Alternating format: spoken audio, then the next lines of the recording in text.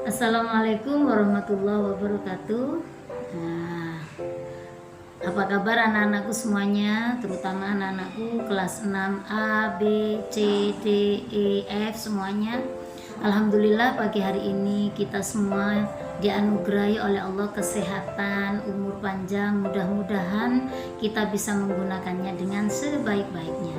Baiklah anak-anakku, untuk pagi hari ini Ibu akan merefleksi tugas kalian pada minggu ini. Kita sudah mengerjakan halaman 12 dan 16 ya. Halaman 12, pada halaman 12 kalian banyak yang sudah Ibu Guru periksa. Ternyata kalian tidak memahami perintah. Kalian lihat di sini perintahnya adalah menyalin penggalan ayat-ayat. Artinya menyalin, maka ayat di sebelahnya ini harus dituliskan di sini. Itu artinya menyalin dengan bacaan yang sama, huruf yang sama. Ini ya untuk halaman 12. Lalu untuk tugas Ibu Guru pada minggu ini di halaman 16 sudah Ibu Guru baca satu persatu dan Ibu pahami tentang jawaban kalian. Ternyata masih banyak yang belum memahami mengapa sih surat Al-Kafirun itu diturunkan. Dalam bahasa Al-Qur'annya itu disebut sebagai asbabun nuzul atau sebab-sebab diturunkannya Al-Qur'an.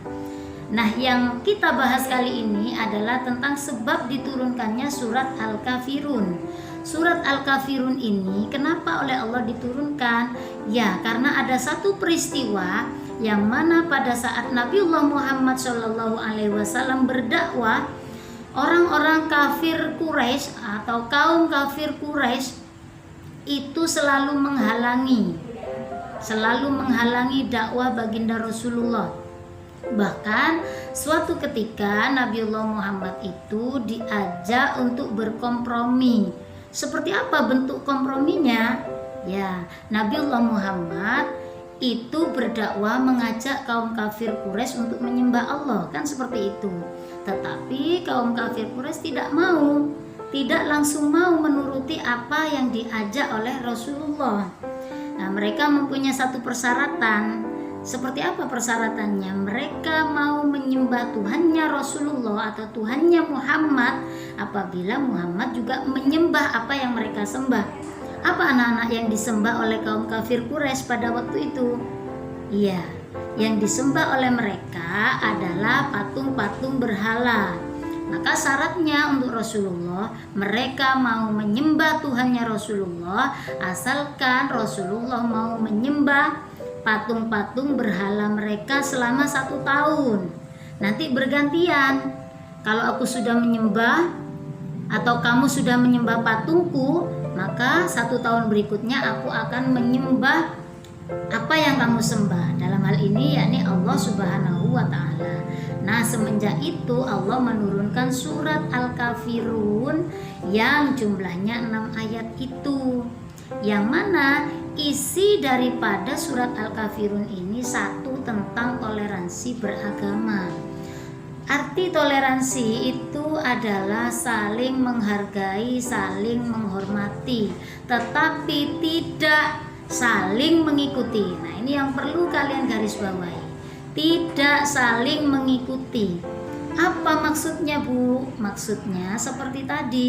Misalnya ada orang kafir menyembah Tuhannya, maka kita tidak ikut menyembah apa yang orang kafir sembah.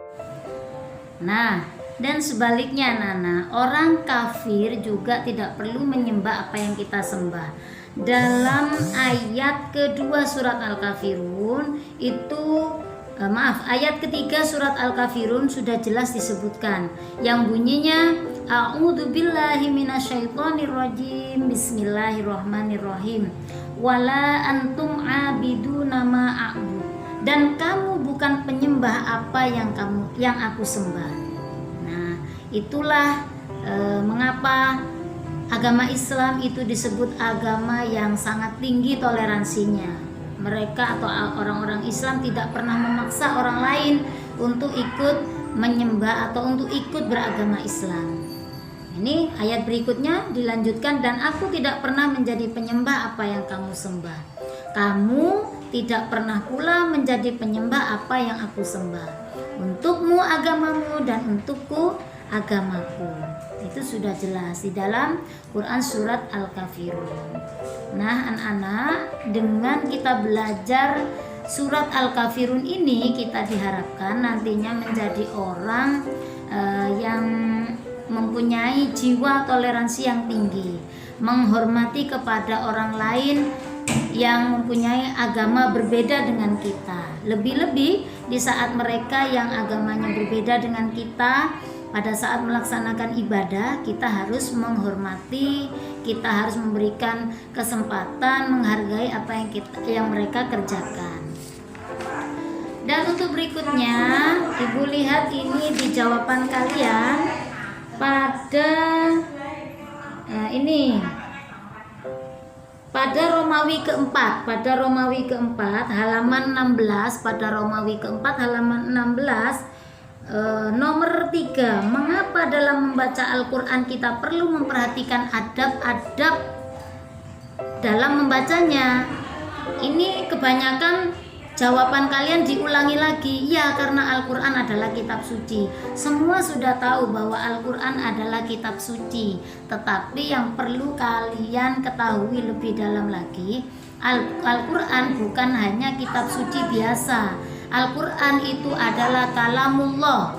Kalamullah itu bahasa Arab. Kalau kita artikan dalam bahasa Indonesia, kalamullah itu adalah firman-firmannya Allah, ucapan-ucapannya Allah. Kalau kita membaca Al-Quran, itu sama artinya kita berbincang-bincang atau berbicara dengan Allah.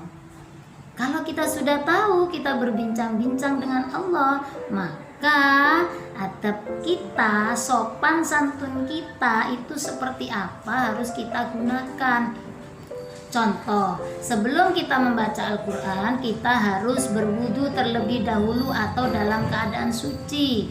Yang kedua, kita memilih tempat-tempat yang bersih. Yang ketiga, kita harus duduk dengan rapi dan sopan.